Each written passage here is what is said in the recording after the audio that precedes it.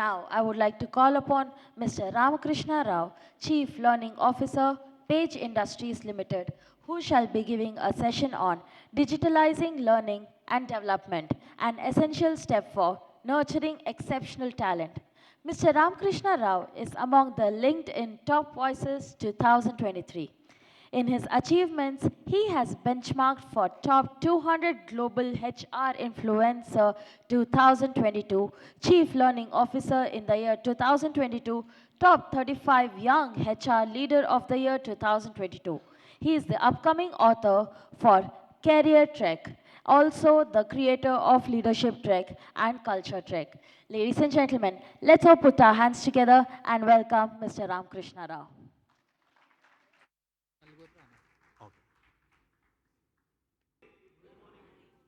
Yeah, good to see many old friends here, and I'm sure today I'll go back with some new friends as well, right? Great to see Vikas's presentation, Skill COE Academy.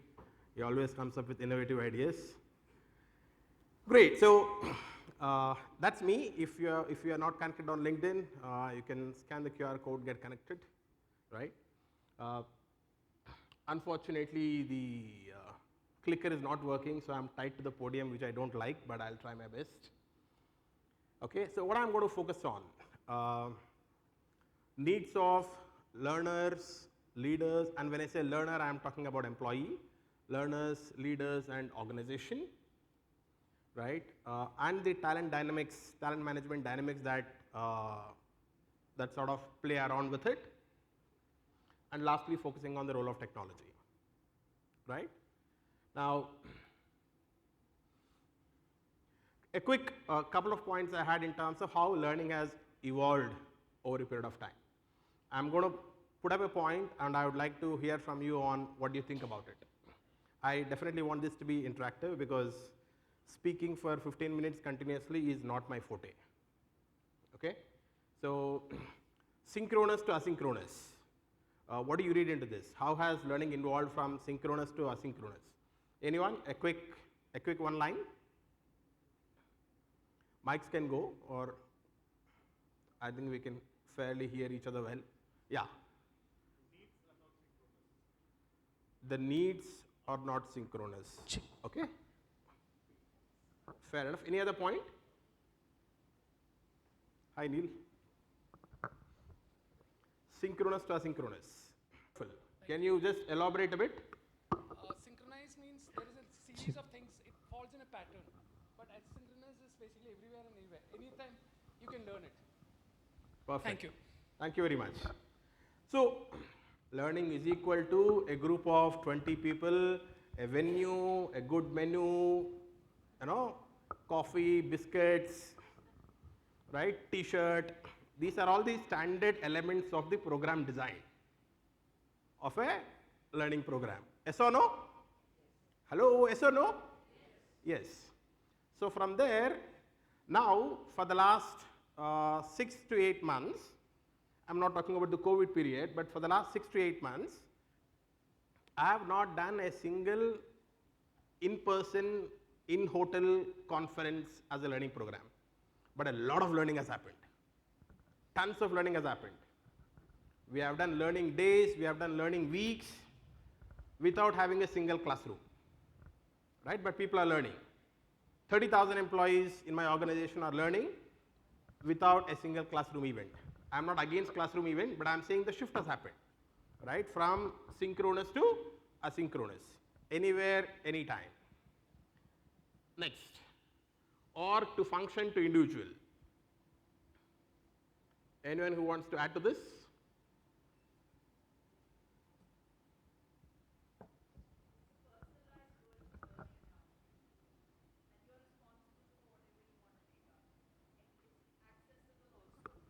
So I think a lot has been said already. So I think platform-based learning offers the learner chance to actually explore what they want, and anytime, anywhere has already been said. So on the go, you have learning nuggets that are available for you to take. I think it's the individual or the learner now who's actually the one who takes the call. More than the push, it's the pull model. Sure.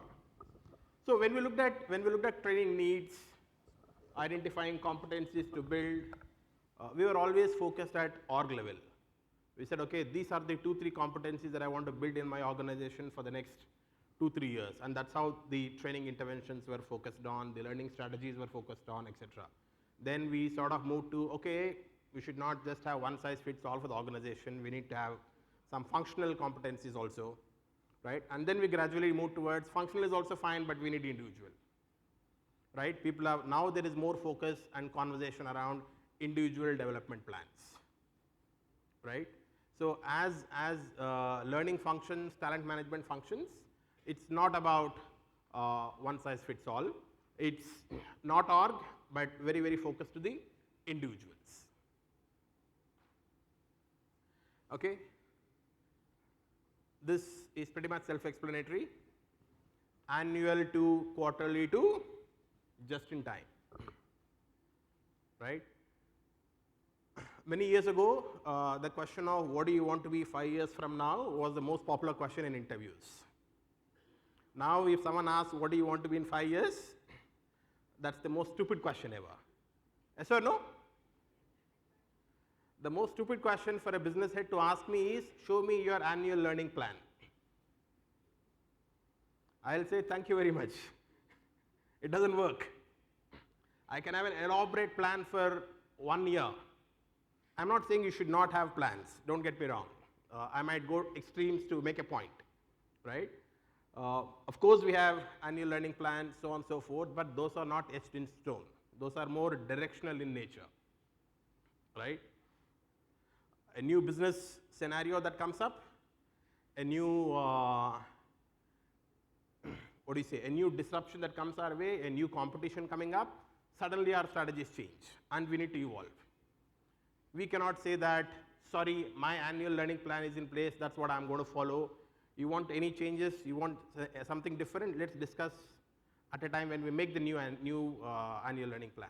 That's not how it is, right? There may be a few elements which are overarching for the year, but a lot of it is just in time, right? That's another shift. Focus on present to focus on the future, right? Vikas spoke about, and all of us are working on our competency inventories, pools. We are trying to build on competencies for the future, right?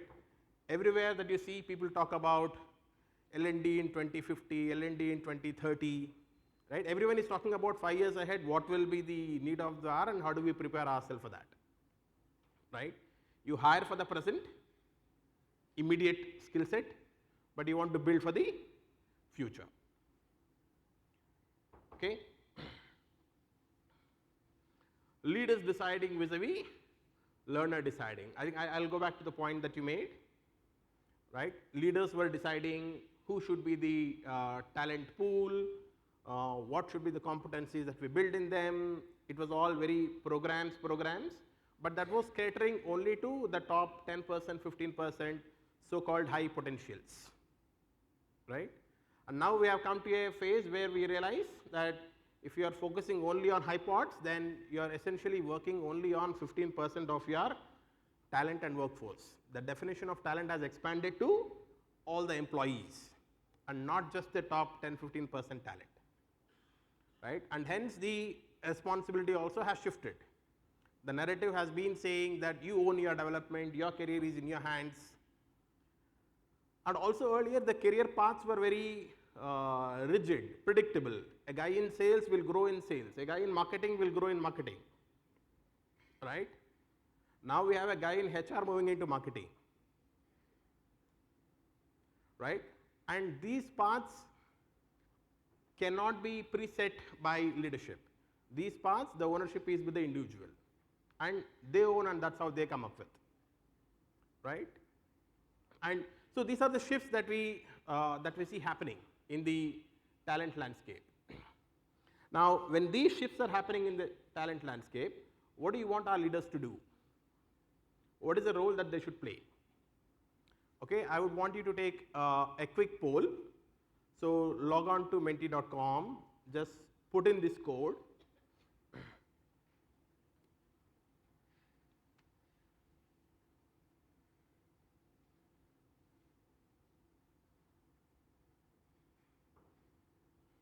Let me see how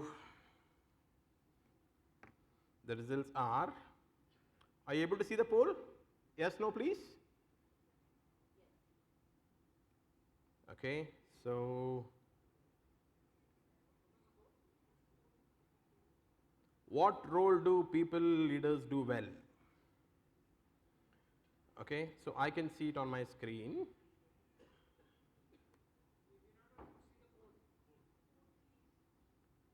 You are not able to see the code. The code is 347. Okay, let me put this up so you'll be able to see the code as well.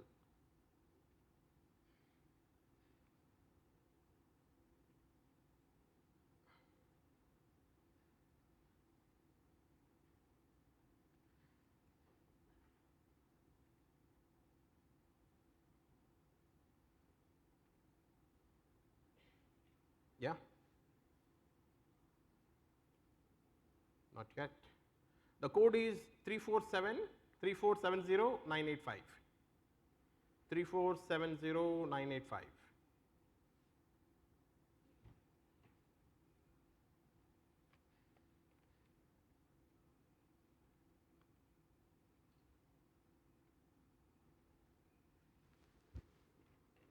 Okay. We'll probably give another 10 seconds for this. Oh.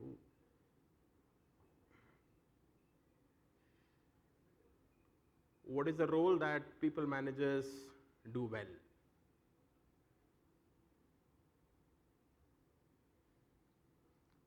Okay, this is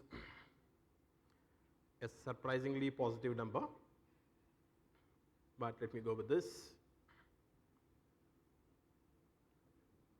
Okay, so quite a few. Manager, coach, mentor, sponsor, obviously manager being manager leading the list. So probably we'll spend a minute on each of these. How do you define role of a manager?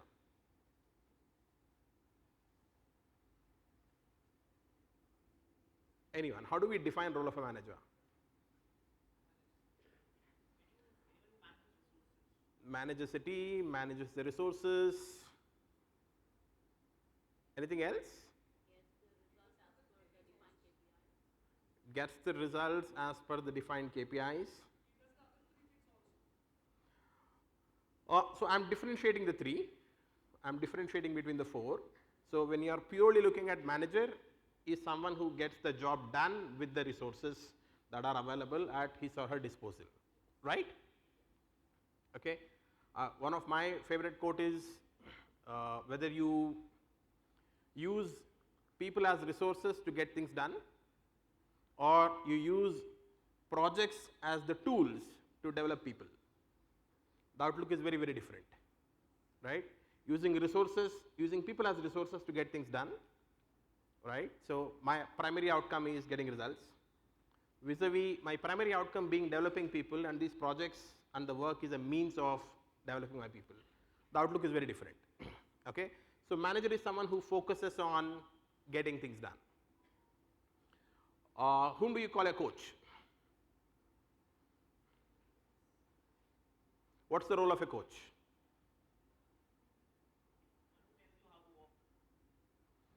Tells you how to walk, gives you on-the-job guidance, how to go about it, how to do it, give you feedback.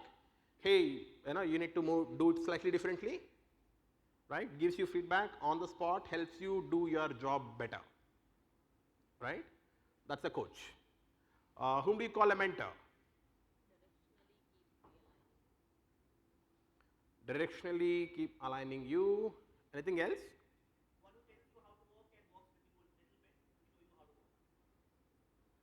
Okay, walking shoulder to shoulder, coach still does that, but whom do you call a mentor? Subject matter expert, yes. Yeah. Makes you think differently, Brilliant. Identifies your potential. So someone who is thinking, someone who has walked that path in the past. A mentor is someone who is usually, if you see how do we go about, how many of you have a mentor? Yeah, and my guess is most of our mentors are bosses in the previous organization or someone who was a, a stakeholder whom I used to manage, a business stakeholder who has become a mentor after I have moved on, right? And the trend I see is most of our mentors are not in the current organization. Most of the mentors are from the previous organization. In the current organization, we are dealing with undercurrents. When we move on is when we have actual conversations. Agree with me? Yeah.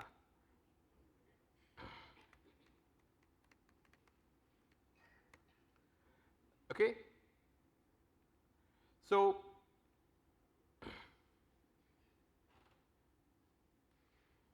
we have manager, mentor, coach. How is a sponsor different? Who is a sponsor? Whom do you call a sponsor?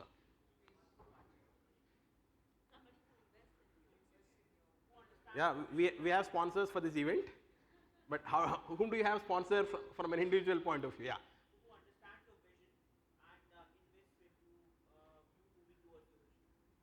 Okay. Invests in you, believes in you, probably a little ahead of time. Not after Tendulkar has become Tendulkar, not after Kohli has become Kohli, but much before the world knew what Kohli would be, right? Investing after someone has become what he or she can become is more of a deal. Vis-a-vis investing a little ahead is more of a real sponsorship. Agree with me? Yeah. Sponsor from a career point of view is someone who takes those bets on you, right? Virender Sehwag was always batting in the middle order. Someone took a bet and said, I think you should open. I think you will do well. He himself was doubtful, but he did well, right?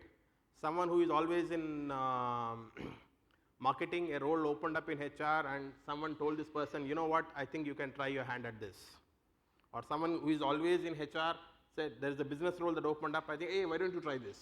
Oh no, I'm not sure, etc., etc. No, you can. I'm okay, I'll take a bet on you. If things fail, then you're back. Don't worry. These are the things that we do, right? Cross-functional stints, projects, right?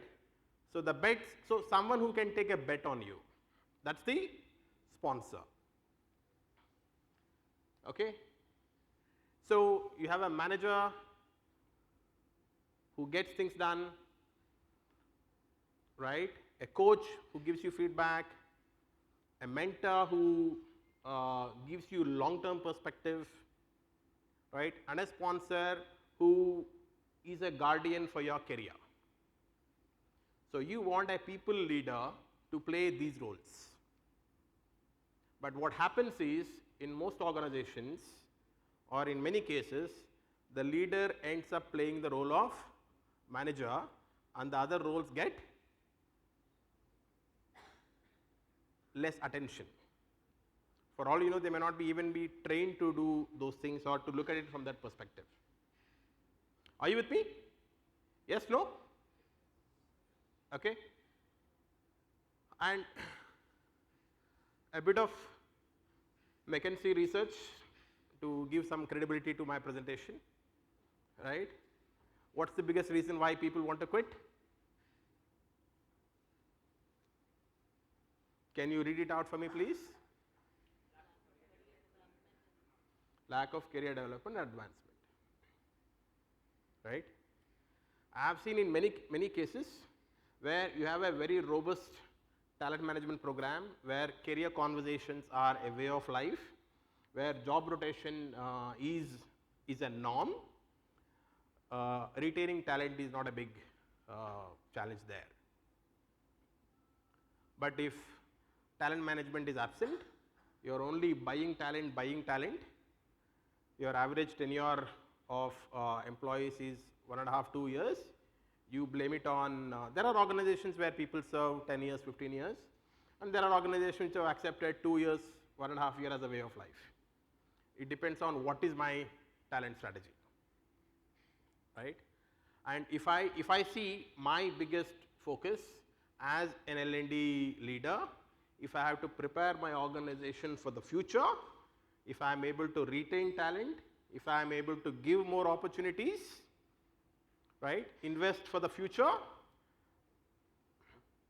skill building is happening, my future leadership, if I have more stability in the organization, then a lot of things will work for me.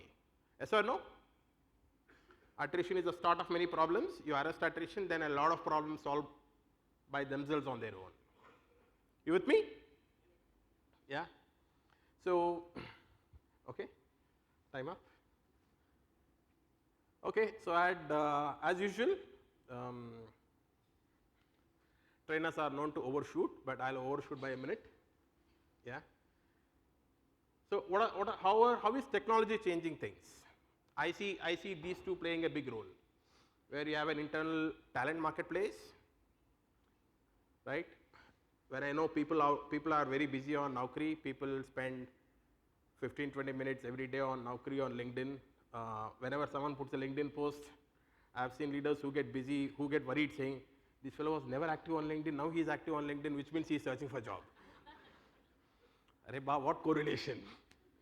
Under the misfortune, the guy who was active on LinkedIn leaves, then you are gone. It's a strong bias that has set in, right? But the guy is anyway searching otherwise. So if he's anyway searching on Naukri, LinkedIn, wherever, why don't you set it up for him inside?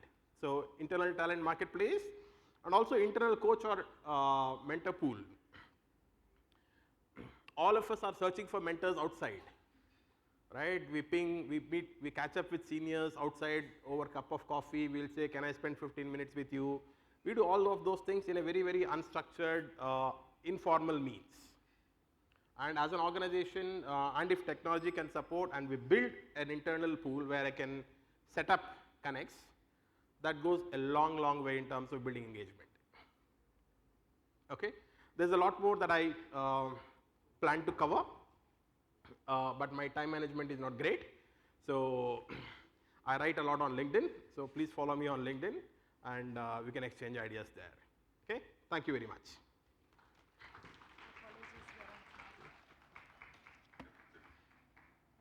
Working break. I would like to call upon Mr. Ravi Kakalsaria, co-founder and CEO at Force, to do the honors of felicitating Mr. Ramakrishna Rao.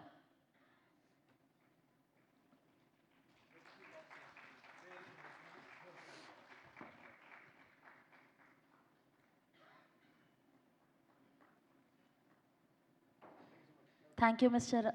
Ramakrishna Rao. Thank you so much, Mr. Ravi Kaklasaria, for doing the honors.